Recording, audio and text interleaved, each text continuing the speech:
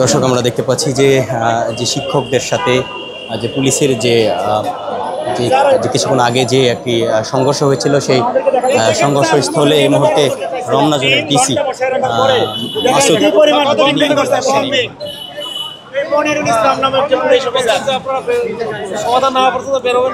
না সেটা বলিনি স্যার।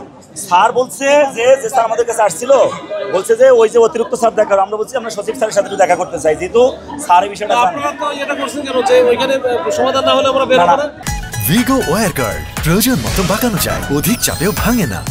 ভিগো না সেটা আমরা বলিনি স্যার।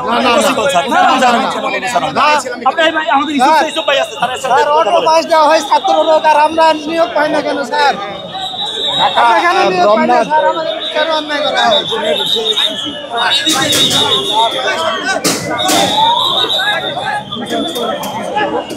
দর্শক আমরা কিন্তু দেখতে পাচ্ছি যে এই মুহূর্তে আইনশৃঙ্খলা বাহিনীর সদস্যদের সংখ্যা কিন্তু বাড়ছে।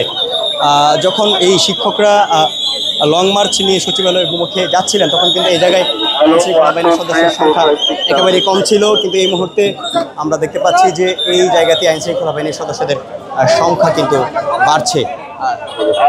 নিয়োগ বঞ্চিত যে শিক্ষকগণ রয়েছেন তারা আজকে সচিবালয়ের অভিমুখে যাচ্ছিলেন, ঠিক তখনই কিন্তু তাদেরকে বাধা প্রদান করে আইনশৃঙ্খলা বাহিনীর সদস্যরা। এক পর্যায়ে সাউন্ড গ্রেনেড এমনকি লাঠিচার্জ করা হয়। পরবর্তীতে আমরা দেখতে পাচ্ছি এই জায়গাতে অবস্থান নেন শিক্ষকরা এবং বেশ কয়েকজন শিক্ষকরা কিন্তু আহত হন। তার পরবর্তীতে তারা এখানে দাবি করেন যে তারা এখানেই থাকবেন। আমরা এই মুহূর্তে দেখতে পাচ্ছি যে রমনা জোনের যে ডিসি রয়েছেন তিনি এই মুহূর্তে ঘটনাস্থলে এসছেন, এমনকি তিনি আসার পর কিন্তু আইনশৃঙ্খলা বাহিনীর সদস্যদের সংখ্যা কিন্তু বাড়ছে। আমাদের দাবি হলো, জি ধন্যবাদ, আমরা 2020 সালে 17তম নিবন্ধন পরীক্ষায় আবেদন করি। করোনা মহামারী ও এনটিআরসি এর গাফিলতির কারণে আমাদের পরীক্ষাটা 20 সালে না হয়ে 21 হয় না, 22 সালও হয় না, 23 সালও হয় না।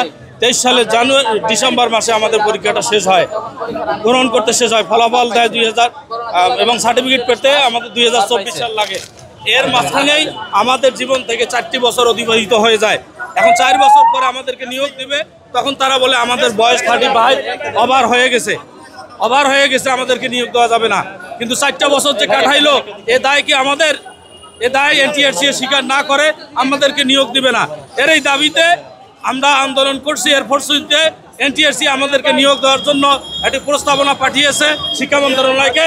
শিক্ষা মন্ত্রণালয় আবার এখানে আইনি কোনো ঝামেলা আছে কিনা নিয়োগ দিতে, সেজন্য আমাদের এই ফাইলটা আইন মন্ত্রণালয়ে অনুমোদনের জন্য মতামতের জন্য পাঠায়।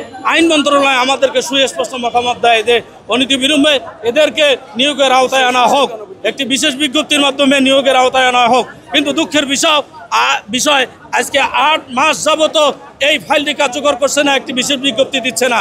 বিশেষ বিজ্ঞপ্তি না দিয়ে এনটিআরসি চেয়ারম্যান হাসিনার দোসর উনি আর একটি বিজ্ঞপ্তি দিচ্ছে, যেখানে আমরা সুযোগ পাবো না। জি ধন্যবাদ।